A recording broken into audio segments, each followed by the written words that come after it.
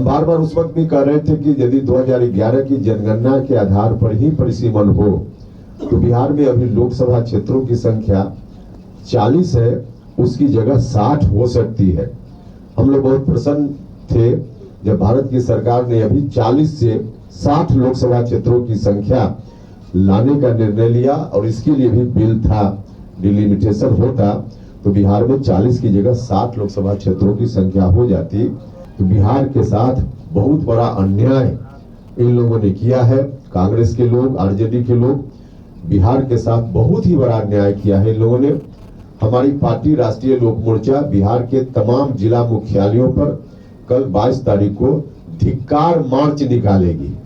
धिक्कार मार्च पटना में भी और राज्य के विभिन्न जिला मुख्यालयों में हमारे साथी धिक्कार मार्च निकालेंगे और धिक्कार मार्च के माध्यम से हम आम जनता के बीच इन बातों को ले जाएंगे कि किस तरह से इन लोगों ने बिहार के साथ अन्याय।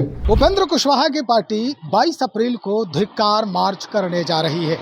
दरअसल ये धिक्कार मार्च किस लिए है, हम आपको विस्तार से बताते हैं।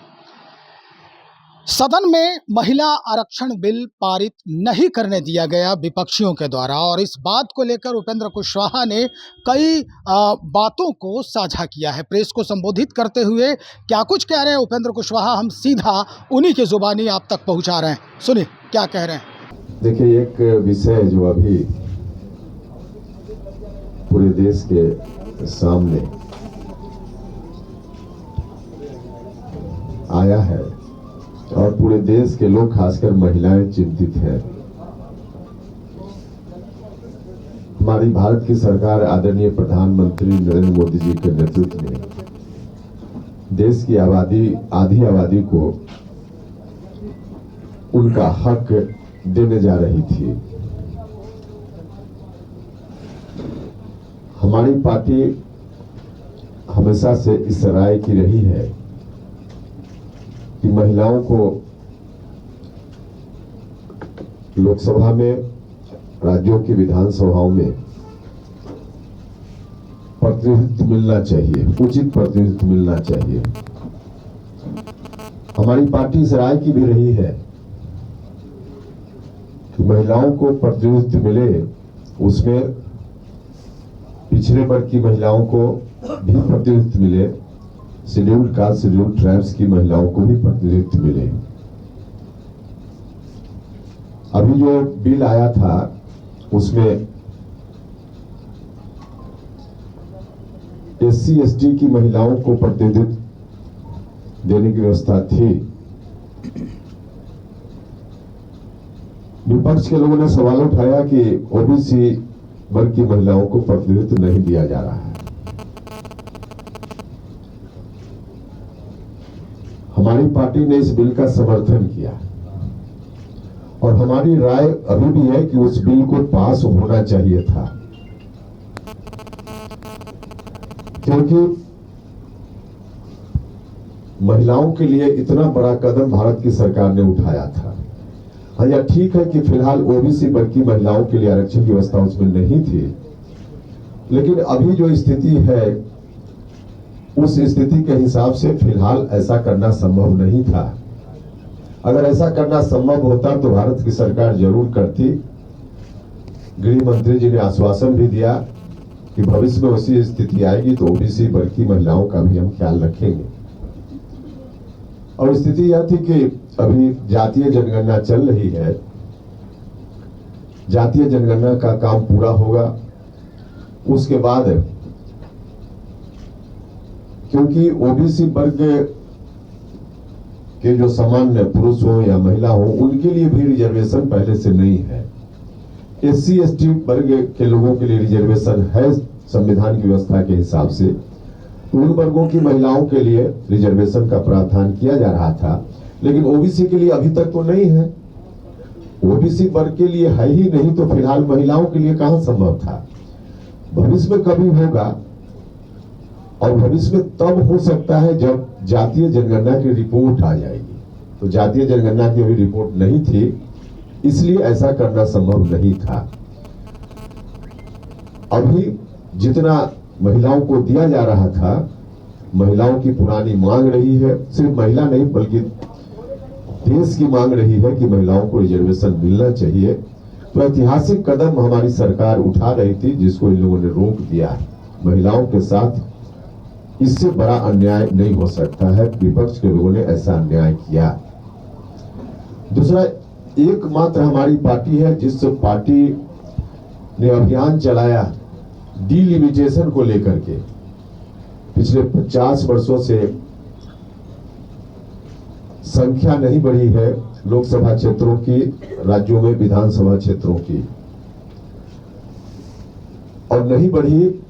इसके पीछे कारण था कि संविधान में 1976 में एक संशोधन किया गया और डिलिमिटेशन की प्रक्रिया जो हर 10 साल पर आजादी के बाद चल रही थी, उसको तत्कालीन इमरजेंसी के दौर में कांग्रेस की सरकार ने उसको रोक दिया। तो आज भी उसी स्थिति में है। हमारी पार्टी ने निरंतर कहा कि डिलिमिटेशन जरूरी है। आज भी हम कह रहे हैं और हमने तो अभियान चलाया। बिहार में कई जगह बड़ी बड़ी रैलियां की हमने, और उन रैलियों के माध्यम से लगातार हम इस बात के लिए वातावरण बनाते रहे कि डिलिमिटेशन होना चाहिए। सीटों की संख्या लोकसभा हो या राज्यों की विधानसभा, वहां बढ़नी चाहिए, क्योंकि हमारा संवैधानिक अधिकार है। संविधान ने हमको अधिकार दिया है कि हमारी संख्या बढ़े, और इसलिए हमने उस अभियान का नाम दिया था संवैधानिक अधिकार परिसीमन सुधार। और हमको खुशी हो रही थी, हम सब लोग खुश थे जब भारत की सरकार ने जिस रूप में भी हो, लेकिन सीटों की संख्या बढ़ाने के लिए भी कानून अभी लाया था, कोशिश की थी। हम बार बार उस वक्त भी कह रहे थे कि यदि 2011 की जनगणना के आधार पर ही परिसीमन हो तो बिहार में अभी लोकसभा क्षेत्रों की संख्या 40 है, उसकी जगह 60 हो सकती है। हम लोग बहुत प्रसन्न थे जब भारत की सरकार ने अभी 40 से 60 लोकसभा क्षेत्रों की संख्या लाने का निर्णय लिया, और इसके लिए भी बिल था। डिलिमिटेशन होता तो बिहार में 40 की जगह 60 लोकसभा क्षेत्रों की संख्या हो जाती, और विधानसभा में भी अभी 243 की जगह 365 विधानसभा क्षेत्रों की संख्या बिहार में हो जाती। तो इतनी बड़ी संख्या बढ़ती, बहुत सारे नए लोगों को भी चुनाव लड़ने का मौका मिलता, और संसद में बिहार के 40 की जगह 60 लोगों को जाकर प्रतिनिधित्व करने का मौका मिलता, और बिहार में भी विधानसभा क्षेत्रों की संख्या 365 हो जाती, तो बहुत सारे लोगों को मौका मिलता, महिलाओं को भी मौका मिलता, उनकी संख्या उसमें 33% होती। तो विपक्ष के लोगों ने इसको भी नहीं होने दिया। तो बिहार के साथ बहुत बड़ा अन्याय इन लोगों ने किया है। कांग्रेस के लोग, आरजेडी के लोग बिहार के साथ बहुत ही बड़ा अन्याय किया है इन लोगों ने, और इस अन्याय को हम जनता के बीच जाकर कहेंगे लोगों से। कितना अच्छा बिहार के लिए शुभ अवसर था कि 40 की जगह 60, जो हम लोग आंदोलन कर रहे थे, अभियान चला रहे थे, हम लोग की मांग लगभग पूरी होने वाली थी, लेकिन इन लोगों ने मांग पूरी नहीं होने दी। हम आदरणीय प्रधानमंत्री जी का, गृह मंत्री जी का, एनडीए के तमाम नेताओं का हृदय से धन्यवाद करते हैं कि आपने बिहार में दूसरी जगह भी सीटों की संख्या लोकसभा क्षेत्र में, विधानसभा क्षेत्रों में बढ़ाने की कोशिश आपने की। सरकारी स्तर पर निर्णय हुआ, बिल भी लाया आपने, लेकिन विपक्ष के लोगों ने सहयोग नहीं किया, जिसके चलते नहीं हो पाया। तो इसलिए हमारी पार्टी ने कार्यक्रम तय किया है कि 22 तारीख मतलब कल ही महागठबंधन के जो दल है, इन लोगों ने जो अत्याचार किया, अन्याय किया, उनके खिलाफ, उनको धिक्कारने के लिए हमारी पार्टी राष्ट्रीय लोक मोर्चा बिहार के तमाम जिला मुख्यालयों पर कल 22 तारीख को धिक्कार मार्च निकालेगी। धिक्कार मार्च पटना में भी और राज्य के विभिन्न जिला मुख्यालयों में हमारे साथी धिक्कार मार्च निकालेंगे, और धिक्कार मार्च के माध्यम से हम आम जनता के बीच इन बातों को ले जाएंगे कि किस तरह से इन लोगों ने बिहार के साथ अन्याय जानबूझकर किया है, संसद में बिल को नहीं पारित होने देकर। तो इनको हम पर्दाफाश इनका करेंगे, और हमारी कोशिश आगे जारी रहेगी कि जो हम लोगों का अभियान है वह पूरा हो।